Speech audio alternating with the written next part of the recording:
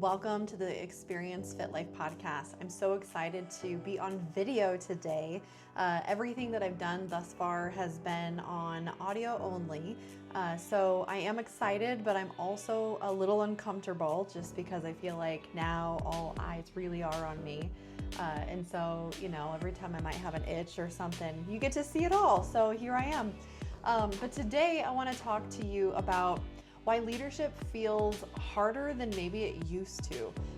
If leadership feels heavier today for you than maybe it did 5 or 10 years ago, you're not imagining it. Leaders are navigating uncertainty, change, burnout, hybrid teams, and constant pressure to perform, especially after all the COVID and just technology changing. And so at the same time, people are craving meaning and purpose and flexibility and trust and psychological safety. So those two realities often do collide. So what worked before does not work the same way now, especially with the technology that we live in today, which is crazy. Many leadership challenges today are not strategy problems. They're not skill gaps or productivity issues. They are more relational issues, and they're emotional issues. They're human issues. And so that's why emotional intelligence is no longer optional for leadership. And it's important for us to talk about this. It's not about being soft or just empathetic and sorry for people. It's not about avoiding the hard conversations or lowering your standards for a situation or someone. Emotional intelligence is about awareness. It's about intentional responses. And it's about how understanding how leadership presence impacts people and culture and results. So we're going to talk about how emotional intelligence and authentic leadership, how more specifically self-awareness and empathy create trust and engagement and sustainable leadership, and especially in hybrid and high change environments, which we are all dealing with right now.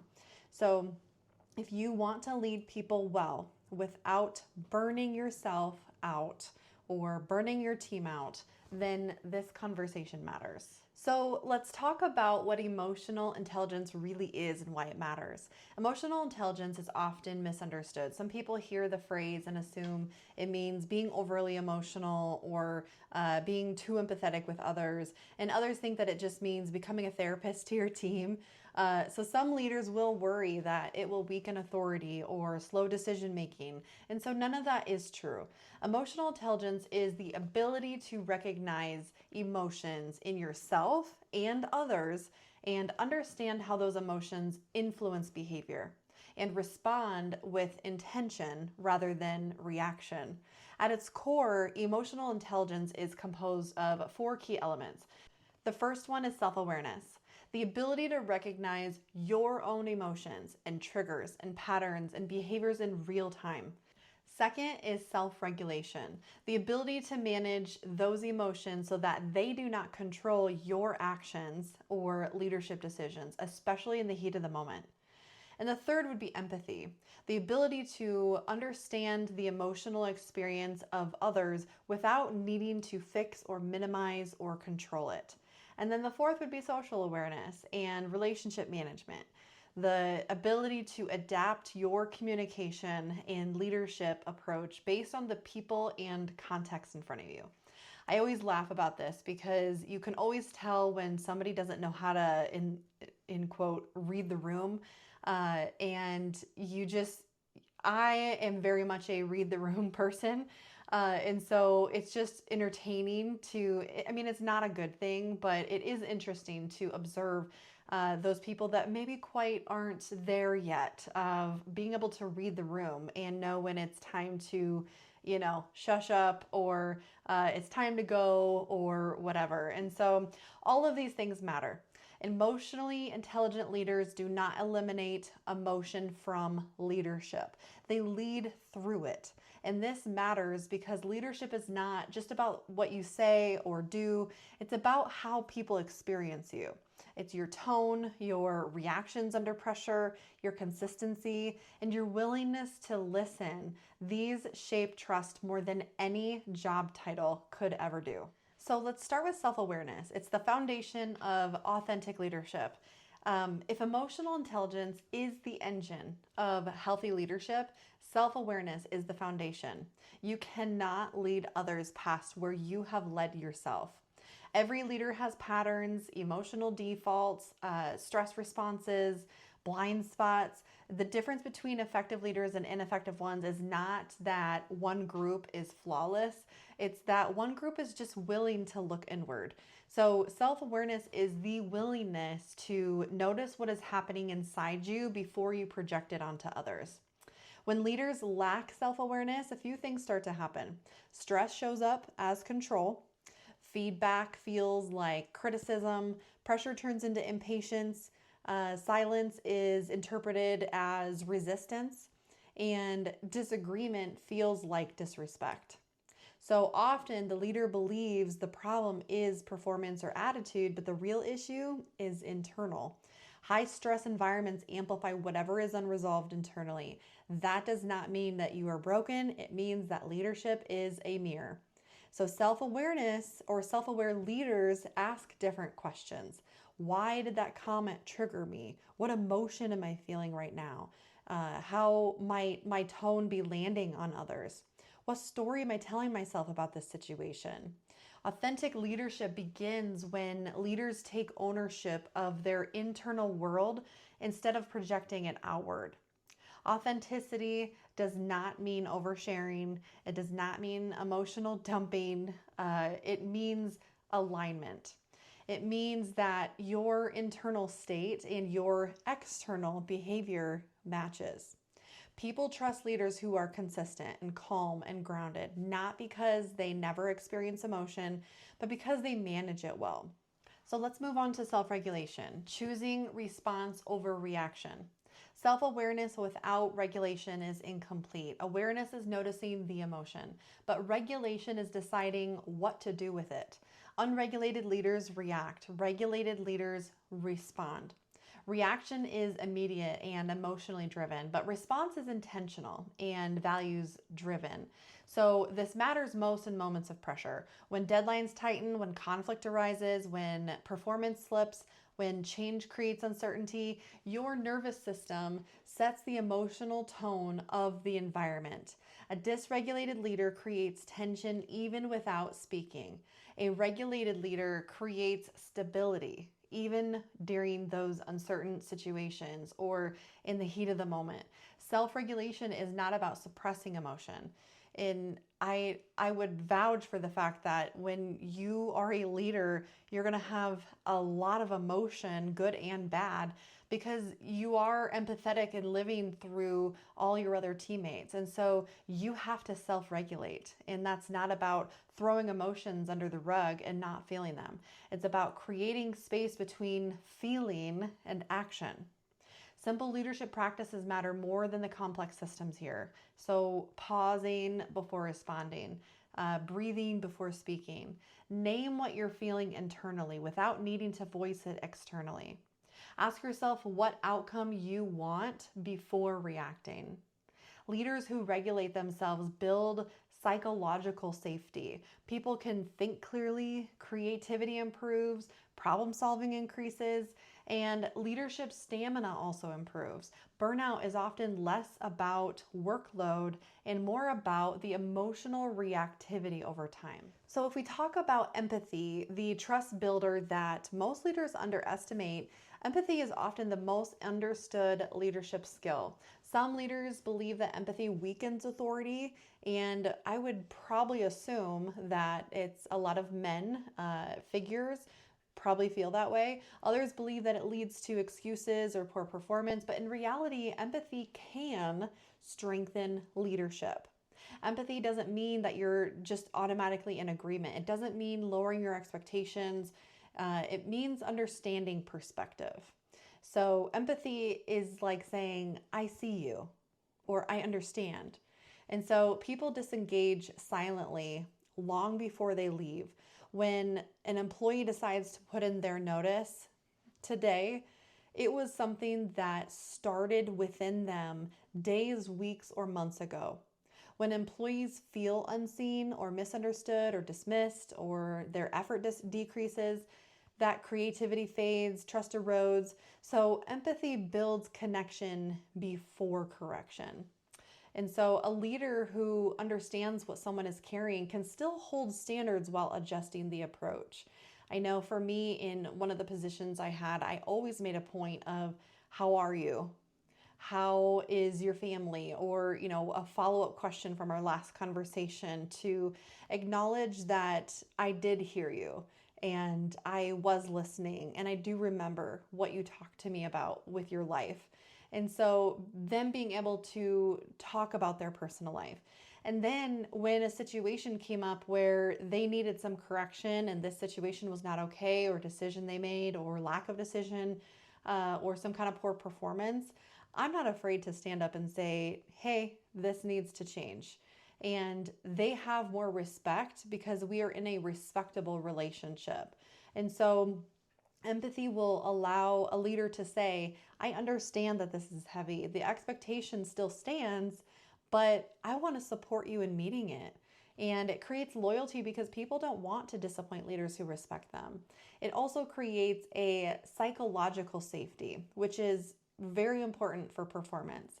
Teams with psychological safety communicate more openly. They surface problems earlier. They are more open to having conversations about difficult topics. They innovate faster. They recover from mistakes a lot more quickly. And so empathy is actually strategic. It improves your retention and it helps with your engagement, and overall it's going to help with your performance. So overall, these are important factors in being in authentic leadership because consistency is so much more important over perfection. Authentic leadership is not about being flawless. I will be the first to admit that. There's so many imperfections I have, but I choose to embrace who I am and just be authentic. This is who I am. These are my strengths. These are my weaknesses. And it's about being real and consistent and self-owned. Authenticity doesn't mean bringing every emotion into the workplace. It means being truthful about who you are and how you lead. Authentic leaders do not pretend to have all the answers, but they do take responsibility. They're willing to say, I missed that, or oops, I handled that poorly, or I'm learning too. That humility builds credibility. And I always say, I'm still a work in progress. And I will say that till the day that I die, hopefully not for a while, that I am still a work in progress. And so people do not expect leaders to be perfect. They expect them to just be accountable and authentic. Authenticity creates permission. When leaders model emotional intelligence, it gives others permission to grow. And leaders go first. When leaders are self-aware and regulated and empathetic, teams mirror that behavior over time.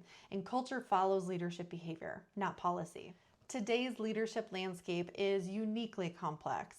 We have the remote and hybrid work people with many different emotional cues, and you're missing the body language in the workplace.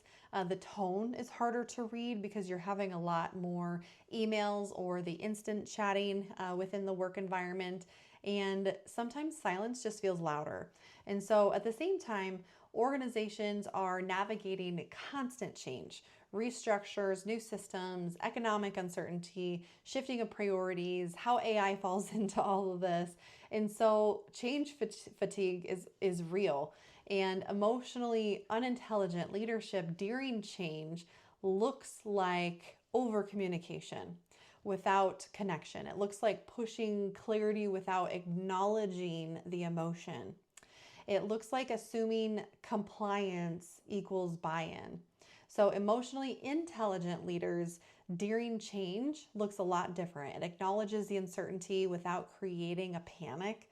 It invites dialogue without losing direction and being an open book. It listens for what is not being said. And it understands that output may fluctuate as people emotionally process change, and that's okay.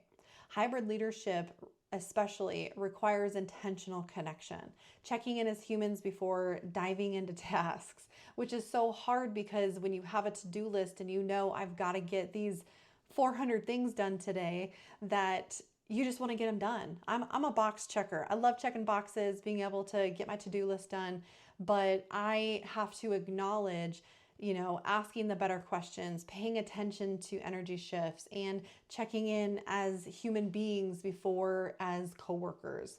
And so leadership or leaders must remember that people do not resist change itself. They resist feeling that unsafe or uncomfortable or unseen feeling in the process.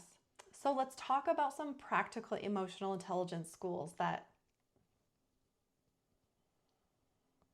So let's talk about some practical emotional intelligence skills that leaders can use today. Emotional intelligence sounds abstract until it's practiced daily.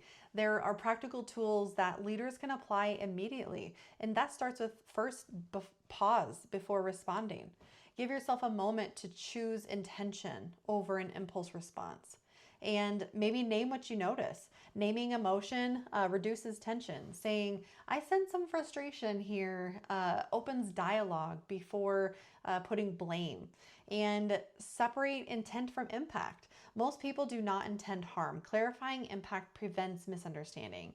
And so maybe just check assumptions. Curiosity replaces judgment. And ask instead of assume. And maybe it's, model and emotional literacy. Leaders normalize healthy expression by doing it first. So small shifts in leadership behavior create significant culture change over time. So how do we become a leader who leads from the inside out? Because leadership is not a role that you turn on and off. It is a way of being. Emotional intelligence connects life and leadership.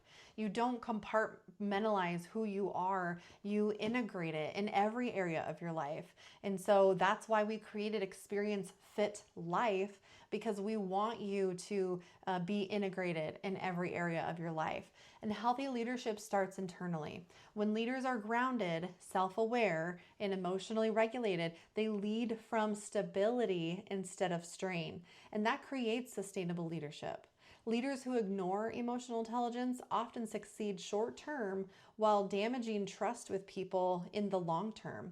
And leaders who develop emotional intelligence build longevity. And so they remain influential. They remain energetic. They maintain the energy. They sustain impact. And so this heart of Experience Fit Life, the fitness of mind, the fitness of emotions, the fitness of leadership, strong leadership is not just about achievement. It's about alignment. And so where are you leading from today? If I were to ask you a few questions just to ponder, think about, where do I need greater self-awareness right now? And how do my emotional patterns impact my leadership? And who might need more empathy from me this week? Or what kind of emotional environment do I create for others?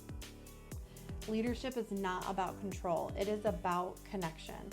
It is not about perfection. It is about ownership. And it always starts within.